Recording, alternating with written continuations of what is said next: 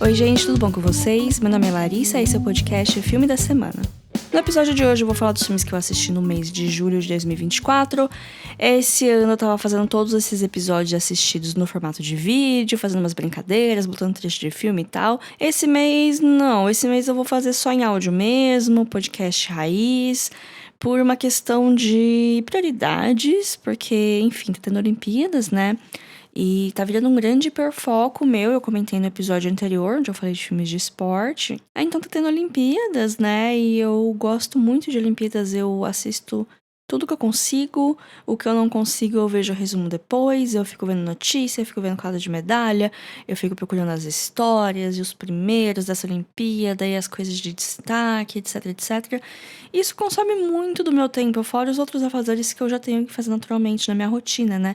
E aí não vou dizer que o podcast ficou em segundo plano, que a criação de conteúdo ficou em segundo plano, porque não ficou, né? Quem segue o Instagram lá, o @filme.a.semana, está muito antenado de tudo que está acontecendo na Olimpíada, porque eu estou dando boletins diários do que tá rolando e também falando de outras coisinhas mais.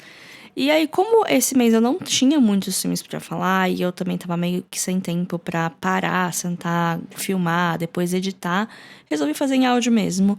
Vai ser um episódio um pouco mais compacto que o normal, mas é porque julho foi um mês que eu vi poucos filmes. A Olimpíada tem a sua cota de culpa, porque desde que ela começou eu não vi mais nada, né? Eu tô gravando ele na quarta, dia 31.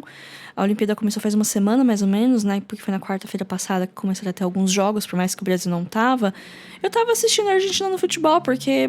Por que não? Né? Às vezes a pergunta vem, por que você estava fazendo tal coisa? E eu respondo com por que não? Não é mesmo? Então faz uma semana que eu não vejo nenhum filme. E antes eu vi poucos, até porque julho é mesmo meu aniversário. E meu aniversário sempre traz o quê? Crises existenciais. No dia do meu aniversário eu revi o Retorno do Rei. Porque sim, né? Porque eu queria passar um tempinho de qualidade ali comigo mesma e por que não passar vendo a versão estendida do Retorno do Rei? Até mesmo porque não importa o quão ruim está o meu dia, o Frodo tá tendo um dia muito pior. Então, se ele consegue lidar com o grande fardo, que é levar um anel até Mordor, eu consigo lidar com os meus problemas cotidianos, que geralmente envolvem responder e-mail. Então, sem mais delongas, vou comentar aqui dos filmes que eu assisti no mês de julho, né? Como já disse, comecei com O Senhor dos Anéis, mas não vou me repetir. No episódio Assistidos de maio, eu falei da maratona que eu fiz em maio, então nem fazia tanto tempo assim que eu tinha visto O Senhor dos Anéis, eu revi de novo. E tem um episódio relativamente recente com o título meio bait de Senhor dos Anéis ainda é bom, que foi uma grande reflexão da última vez que eu maratonei a série. Enfim, não vou ficar me repetindo. Em julho, eu assisti 5 filmes de longa-metragem e um curta. Eu vou falar deles aqui como se fosse um ranking, então do que eu gostei menos até que eu gostei mais. Sem spoiler, de uma maneira rápida, sem entrar em muitos detalhes. E assim, já adianto que nenhum desses filmes eu não gostei. Eu gostei um pouquinho de cada um. Uns eu gostei um pouquinho mais que outros. E aí vocês vão percebendo conforme o jeito que eu falo dele. Eu acho, eu espero. Vou começar com o curta, que é o Along the Coast, da Agnes Varda. Esse mês eu vi muita coisa da Agnes Varda, vocês vão ver. E, inclusive, uma dica, que os filmes dela estão saindo da MUBI. Eles vão sair agora no começo de agosto, então se você está enrolando para assistir os filmes dessa diretora maravilhosa, esse é o momento, esse é o sinal que você esperava. Na descrição do episódio eu vou deixar um link, que se você não tem MUBI, se você não tem nenhuma conta no MUBI, você pode assinar através desse link e você ganha 30 dias de graça para conhecer o streaming ou para usar se você já conhece. Então, se você não conhece, é uma ótima oportunidade de assinar com esse link. Mas falando aqui de Along the Coast, eu acho que é de costa a costa em português, eu nem sei se tem tradução, porque ele é um curta de 26 minutos, de 1958, que ele foi encomendado pelo governo francês, pelo Departamento de Turismo do governo francês, para promover a Costa Azul, que é uma parte do litoral da França, bastante turístico, é onde fica Cannes. Cannes não é apenas o nome do festival de cinema, também é o nome de uma cidade. E aí esse vídeo, a Agnes Varda foi lá, levou a câmera dela, registrou várias imagens desse verão, em várias coisas. Ela tem um fiozinho narrativo ali tênue que conecta as imagens, ela vai ter seus comentários sobre sobre os turistas, sobre o comportamento das pessoas, né? Alguns clichês de algumas nacionalidades que vão passar as férias lá na França, o comportamento da cidade, as coisas que acontecem na cidade. Enfim, assim, gente, é um documentáriozinho curtinho, mas as imagens são muito bonitas. A cor é muito bonita. O filme que foi usado aqui, que acho que é um filme que a Varda usa bastante nessa época, as cores, elas têm um quê meio pastel mais vivo, sabe? É bem diferente do Technicolor, que tava rolando bastante nos Estados Unidos nessa época, que são cores bem vibrantes, assim, vermelhos e verdes bem vibrantes. Aqui não. Aqui são cores mais pastéis mesmo. Me lembrou muito Wes Anderson. Tanto em cor, quanto em composição, quanto no tom coreográfico, assim, do registro das pessoas caminhando na praia. E assim, foi interessante, mas é uma coisa que só quem já conhece o trabalho da Vardar vai ver e vai gostar. Se você nunca viu nada dela, não é aqui que você vai começar, porque realmente, né, gente? Um curta de meia hora sobre o litoral da França não é a coisa que apetece todo mundo. Mas agora vamos falar dos filmes. Aqui em último lugar no meu mês, que foi o filme que eu gostei, mas não gostei quanto eu achava que eu poderia gostar, é Priscila, da Sofia Coppola. Um filme do ano passado, que fez certo barulho em alguns festivais, depois teve a estreia. Ele veio um pouco tempo depois do Elvis, do Baz Luhrmann, né, que era sobre o Elvis Presley. Agora a Priscila é sobre a Priscila Presley, né, que foi a esposa do Elvis Presley. Foca muito na vida dela antes de conhecer o Elvis e no começo do relacionamento dele. Como ela era jovem, como ela era praticamente uma criança quando eles se conheceram e como ele meio que moldou a personalidade dela e ela como pessoa, assim, pros gostos dele, pra, né, acabar se casando com ela e sendo a mãe da filha dele, né. Eu não sou grande fã do Elvis, eu não conheço muito da carreira dele, né, a maior parte do que eu sei foi do filme do Baz Luhrmann e depois, né, que surgiram conteúdos sobre isso, que eu acabei sabendo meio que sem procurar, né, porque era assunto assim alta. E aí, quando veio a parte da Priscila também, veio bastante coisa. Então, assim, não é uma área que eu tenho muito conhecimento. Não é uma área que eu me importo o suficiente pra pesquisar coisas. Eu sempre achei muito esquisito a diferença de idade entre eles, que é uma diferença grande, né? Quando eles começaram a se relacionar, a Priscila tinha 14, ele tinha mais de 20. E, ai, não, mas era outra época, Larissa. Não faz tanto tempo assim, gente. A Priscila tá viva ainda, sabe? Então, sei lá, né? Tem esse negócio de, ai, as coisas eram diferentes na época, de fato elas eram. Mas isso não torna menos esquisito, e vendo esse filme torna ainda mais esquisito, assim, enfim. Mas tem alguma coisa no cinema da Sofia Coppola que nunca me agrada completamente. Eu não sei explicar exatamente o que. Eu acho que talvez seja o jeito que ela conduz as narrativas dela, que é uma coisa um pouco solta. É o estilo dela. Tem quem gosta. Eu não sou tão fã assim. Mas também da Sofia Coppola, eu não vi os mais famosos dela. Não vi o Encontro e Desencontros. E Maria Antonieta eu vi, mas eu vi há muito tempo, não lembro de nada. Então eu resolvi considerar que eu não vi. Eu só assisti os mais recentes, que é O Estranho que Nós Amamos, que eu acho ok, e o On the Rocks, que eu acho chato. Então esse filme ele fica no meio termo, assim. Eu acho que ele não é um filme ruim, mas eu acho que a linha narrativa que une as cenas não é uma coisa muito forte, assim. E aí quando ele acaba, eu acho meio brusco, assim, os eventos que levam ao final do filme, o jeito que ele acaba, não sei. A sensação que eu tive não foi, assim, das melhores, mas ainda assim é um filme interessante e também tá disponível na MUBI. O próximo filme é um lançamento desse ano, 2024, um filme que chegou com bastante barulho no começo do ano em alguns festivais e lá fora, né, nos Estados Unidos, né, uma produção norte-americana. Chegou recentemente aqui no Brasil no cinema, alguns meses atrás, e do nada ele apareceu no catálogo da Max. Sem anúncio nenhum, sem propaganda nenhuma, um belo dia acordei e estava lá, que é o Love Lies Bleeding, ou O Amor Sangra, que é como ficou aqui em português. Um filme da Rose Glass, a mesma diretora de Saint Maud. E temos aqui Kristen Stewart e Kate O'Brien, que são um casal. E é um filme de crime, um filme de gays trambiqueiras, que a Kristen Stewart já trabalha numa academia, que é da família dela, nos anos 80, assim, no final dos anos 80. E aí, um belo dia, aparece a Kate O'Brien. Ela é uma garota musculosa e misteriosa que está procurando por um emprego para conseguir juntar dinheiro para ir num campeonato de fisiculturismo que vai ter em Las Vegas dali a algum tempo. E aí ela começa a se engraçar muito com a Kristen Stewart. E aí elas começam a ter uma grande história de amor, muito intensa. E a família da Kristen Stewart é uma família metida em rolo.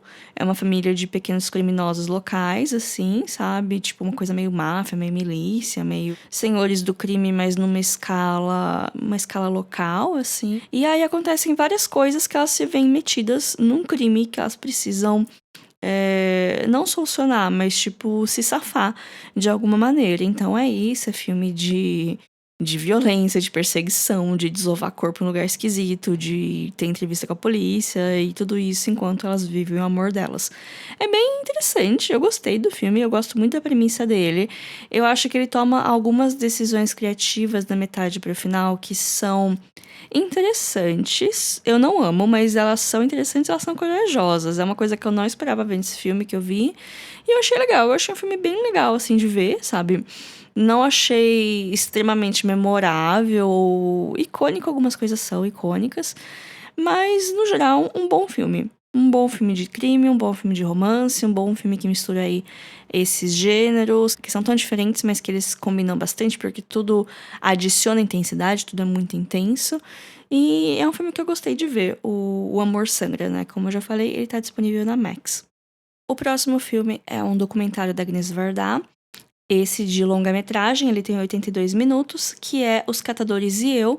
Esse é um documentário do ano 2000, é um dos trabalhos mais tardios da Agnes Varda, né? Ela faleceu em 2019 e ela estava produzindo coisas até bem perto do tempo da sua morte, que eu lembro que o primeiro contato que eu tive com ela foi, acho que no ano anterior, com aquele documentário com o JR, que é o Visages Villages, que foi o primeiro filme que eu vi dela, um documentário também que mistura arte com urbanismo e tal, é bem legal.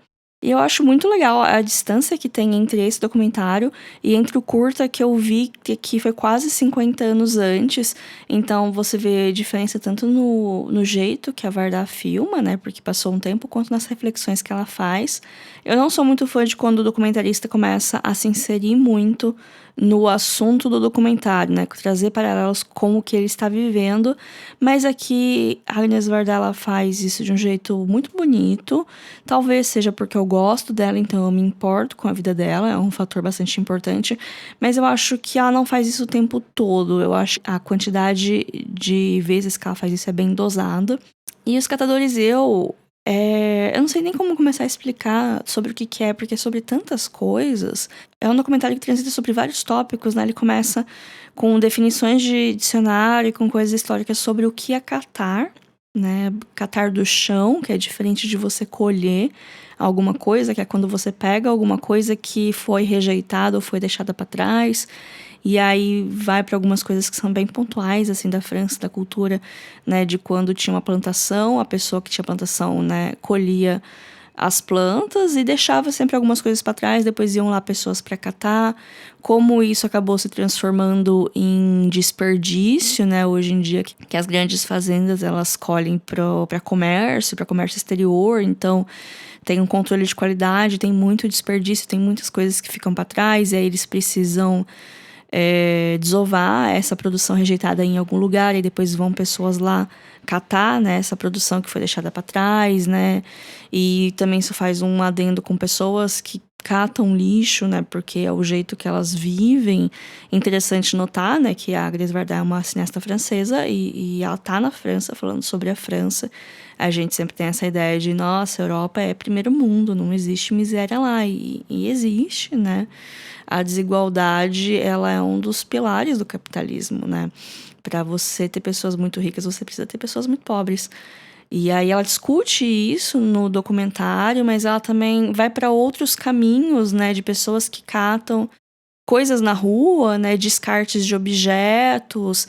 Entra ali naquela borda que chega a quase ser o acumuladores, Mas ela fala isso de um jeito tão bonito, tipo, ela não faz pouco caso de ninguém que tá lá, ninguém que dá entrevista, ela fica fazendo pouco caso ou acha que aquilo tá certo, tá errado, sabe? Então eu acho que é bem legal. É um documentário bem legal, assim. Gostei bastante. Eu gosto muito do olhar que ela tem, do jeito que ela transita entre os assuntos e as imagens que ela capta. São imagens muito bonitas, sabe? Então. Ela consegue fazer poesia das coisas mais cotidianas e mundanas possíveis. Então, acho que é por isso que eu gosto tanto da diretora, né? Eu gosto mais dos filmes de ficção dela, confesso, porque eu gosto mais do cinema de ficção. Não sou muito uma pessoa do documentário. Mas a Agnes Varda foi uma grande documentarista e ver os trabalhos de documentário dela ajudam a entender até mesmo os filmes de ficção. Então, eu gostei bastante dos Catadores e Eu. O próximo filme é o único que não é dirigido por mulher desse mês. Olha só que beleza. Eu vi poucos filmes, mas praticamente todos eles são dirigidos por mulheres diretoras, né? Mas, né, o filme que eu vou falar agora é Bingo, O Rei das Manhãs, do Daniel Rezende. É um filme nacional que é baseado uma história real do ator que fazia o Bozo, o primeiro ator que fez o Bozo quando o programa chegou aqui no Brasil. Não sei se vocês têm essa referência, mas tem o Palhaço Bozo, né? Ele tinha um programa matinal, né, aqui no Brasil, e ele é um formato gringo, né? Que é um formato norte-americano que foi comprado, né, para fazer algumas adaptações e rodar aqui na TV brasileira. E aí o filme vai contar a história desse ator, que ele vem de uma família de atores, ele tinha uma carreira grande, mas não muito respeitada nas pornochanchadas, que era uma coisa que tava rolando nos anos 80, né? E aí ele consegue esse papel, né, de ser o Bozo, e aí ele toma muitas liberdades pra transformar o palhaço no ícone que ele acabou virando e pra meio que revolucionar, de certa maneira, a forma de fazer TV ao vivo aqui no Brasil. Não sei o quanto de crédito que ele tem comparado com outros grandes apresentadores de programas ao vivo da época, né, tipo o Chacrinha, por exemplo, mas ele deu o nome dele lá.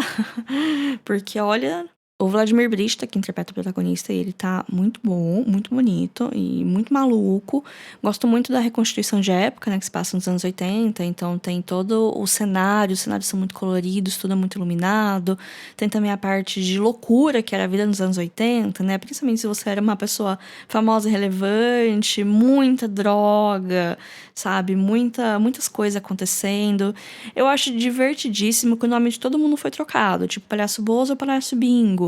As cores são opostas, né? O Bozo é vermelho e o Bingo é azul. Outros nomes também são trocados, os nomes das TVs, tipo a TV Globo e a TV Mundial. Então tem, assim, pequenas diferenças entre os nomes, mas se você conhece um pouco da história da época, você meio que consegue sacar quem é quem. Mas a Gretchen chama Gretchen. A atriz é muito parecida com a Gretchen jovem e a primeira cena dela é cantando Conga La Conga. Então, assim, não resta dúvidas de que a Gretchen de fato é a Gretchen, e sim, ela tá enfiada nessa história. É uma loucura, gente. Assim, não é um filme pra assistir com família, ele é um filme que ele vai lidar com muitos temas pesados, eventualmente ele vai lidar com vício, mas eu gostei bastante, eu achei a reconstituição de época muito boa, a parte técnica muito legal. Se fosse filme norte-americano, seria indicado a Oscar e ganharia alguns, sabe? Por esse resgate histórico mesmo. Eu não sou muito fã do tipo de história, do tipo a pessoa mete o louco, faz tudo o que dá pra fazer até que tem uma experiência de quase morte e aí encontra Deus e vira uma pessoa super religiosa. Que é um arco meio comum, tanto na ficção quanto na vida real. E como esse filme é baseado em fatos reais, não dá pra você falar que a vida da pessoa é um clichê. Mas, enfim, tem isso. Não acho que isso seja spoiler, sabe? Quando a gente fala de filmes baseados em fatos reais, a linha do spoiler é meio tênue, porque por mais que a pessoa não saiba o que aconteceu com a pessoa, não é como se não tivesse a possibilidade de saber, não sei. Se você queria ver esse filme, não é isso que vai estragar, sabe? Não vai ser eu falar mais ou menos o que acontece que vai estragar, porque o legal é ver tudo isso acontecendo. E eu acho engraçadíssimo o fato de que esse é o primeiro filme do Daniel Rezende como diretor. Primeiro que ele fez um excelente trabalho. Ele já tinha uma carreira consolidada como editor. Inclusive, ele já foi indicado ao Oscar, gente. Respeito o cara. Ele foi indicado ao Oscar por Cidade de Deus. E aí, esse é o primeiro filme que ele dirigiu como diretor. E depois desse filme, ele foi contratado para fazer os filmes da Turma da Mônica, que ele é o diretor dos dois filmes live action da Turma da Mônica, os bons, né, os que importam, que é o Laços e o Lições. E depois ele fez a minissérie da Turma da Mônica no Globoplay, que encerra esse arco desse elenco, que é maravilhoso, assim, é o meme do cavalo perfeito do começo ao fim. E eu ouso dizer que o do meio é o meu favorito, que eu gosto muito de Laços, apesar dele ter uma barriguinha ali no meio. É um filme muito bom. Lições é perfeito, maravilhoso, assim, do começo ao fim. É um filme lindo. E a minissérie é muito legal. Então, assim, trabalho excelente dele. Bingo também muito bom. E o Bingo tá disponível na HBO Max, pra quem quiser assistir. E pra fechar o episódio de hoje, né, eu comentei que ia ser um episódio um pouco mais curto que o normal, mas o filme que eu mais gostei nesse mês, e que é um filme que ele é candidato pra entrar nos favoritos do ano, porque foi um filme que eu gostei bastante, é As Duas Faces da Felicidade, da Agnes Varda. Outro filme da Varda, todos os filmes da Varda que eu falei estão disponíveis na MUBI até dia 10, se não me engano, então corram pra assistir. E As Duas Faces da Felicidade é, assim, de uma beleza e de uma tristeza indescritíveis. É um filme de 1965, ele só tem 80 minutos, então é super curtinho. E ele vai falar sobre a ilusão da vida perfeita. Tem esse cara que ele é casado com uma mulher linda, eles têm filhos super educados, super bonitinhos, e assim, parece que ele tem a vida perfeita. Ele tem um trabalho que não é assim a coisa mais empolgante do mundo, mas ele parece gostar do trabalho, parece gostar das pessoas que trabalham com ele. Ele tem lá a rotininha dele, e aí de vez em quando eles vão ver os parentes, e parece que é tudo ótimo, tudo muito colorido. É um filme muito colorido, né, que ele usa muito bem as cores, inclusive prestem atenção nas cores, principalmente dos figurinos dos personagens, é importante isso. E aí ele tem, né, essa vida perfeita, até que eventualmente ele vai fazer uma viagem pra um lugar ali perto também, não é muito longe. E aí ele conhece uma moça e começa a bater papo com essa moça e começa a ter um caso com essa moça. Só que ele volta pra casa e tá tudo ótimo. Ele fala que ama a mulher dele e não conseguia viver sem eles e não sei o que tem. E aí ele leva essa vida dupla, mas que não é exatamente uma vida dupla. Ele não quer que seja uma vida dupla. A amante sabe da esposa. E ele quer que a esposa saiba da amante, porque ele tá tão feliz. Ele tem tanto amor pra dar que ele não pensa nas consequências dos atos dele na vida das outras pessoas. E é meio que é sobre isso o filme, sabe? Sobre como às vezes as pessoas não pensam nas consequências das coisas que elas fazem para os outros, e principalmente dos homens também, né? Ele vai fazer esse ensaio sobre o temperamento do homem, porque o homem trai. É porque a esposa não tá sendo suficiente, é porque ele quer, é porque ele tem amor demais para dar. É meio que uma resposta a um discurso de amor livre que tava rolando muito na época, principalmente se vocês verem filme do Godard. Ele fala muito sobre isso, né? Que ele não tá traindo porque ele não ama a mulher dele, mas é porque ele quer amar muitas pessoas e a gente tem que ser livre pra distribuir o nosso amor. Uma coisa muito hippie, sabe? Uma coisa que tava rolando muito nos anos 60. Então eu vejo muito esse filme da Varda como uma resposta feminina a esse discurso masculino, sabe? Tipo, não, eu não quero machucar você, eu quero continuar casado com você, eu gosto muito de ser casado com você, mas eu também quero ficar com essa outra loira aqui, sabe?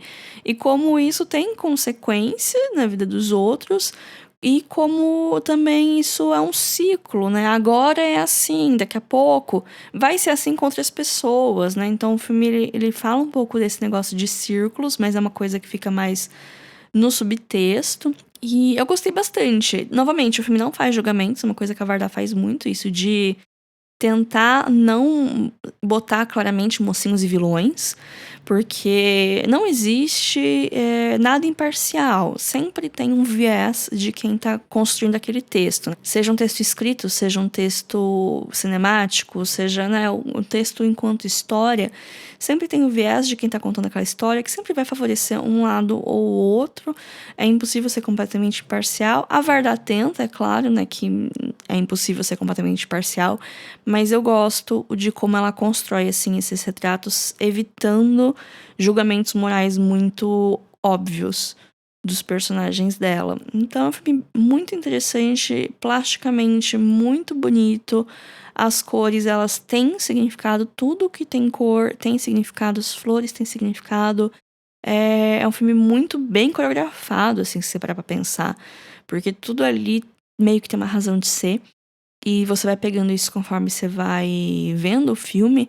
E aí tem dados momentos que algumas cores somem e você percebe que as cores somem, porque elas eram tão presentes algumas cenas atrás que você sente falta e quando elas voltam é quase chocante, assim, o vermelho. Presta atenção no vermelho do filme. E algumas pessoas até descrevem ele como um filme de terror. Eu já vi gente comparando com Midsommar, que é um terror muito solar, porque é um filme muito ensolarado. Um filme que se passa muito durante o dia, muito em lugares abertos, campos floridos, mas que ele esconde uma violência muito grande também. Então, tem essa interpretação. Então é isso, gente. É um filme muito bom. As Duas Faces da Felicidade. O título em francês dele, que também é um jeito talvez até mais fácil de encontrar, Le Bonheur. Não sei se falei certo, né? Mas é isso. Então fica a recomendação. Bom, gente, esse foi o episódio da semana. Esses foram os filmes que eu assisti no mês de julho. Não foi um mês muito bom em quantidade, mas foi um mês bom em qualidade. Continuo em dia com as minhas metas, a minha única meta, né, que é assistir 52 filmes dirigidos por mulheres. Então tá bom, sabe? Às vezes a gente precisa desacelerar um pouquinho do que ficar assistindo filme por assistir filme, sabe? Só pela necessidade de assistir, de ter número e bater meta e essas coisas, porque às vezes quando a gente sente que não tá muito bem pra ver filme e a gente acaba se forçando, é ruim, sabe? Novembro meu do ano passado foi meio que isso, aí eu acabei vendo muita coisa que eu não tava a fim de ver, eu tava vendo por obrigação, pra bater meta, e eu não acho que foi tão legal comigo mesma, sabe? Então é isso, essa pequena reflexão aqui no final desse episódio. Lembrando pra seguir a gente nas redes, principalmente no Instagram, @filme.a.semana, que é onde eu tô mais presente, mas também tem o TikTok, que é o Filme da Semana Tudo Junto. Ou se você quiser falar comigo e não tem rede social, tem um e-mail pra contato, que é o podcast filmedasemana@gmail.com. Esse e-mail também é uma chave Pix, caso queira me pagar um cafezinho, ficarei muito feliz. E por hoje é só. Até semana que vem. Fiquem bem, assistam às Olimpíadas e tchau, tchau.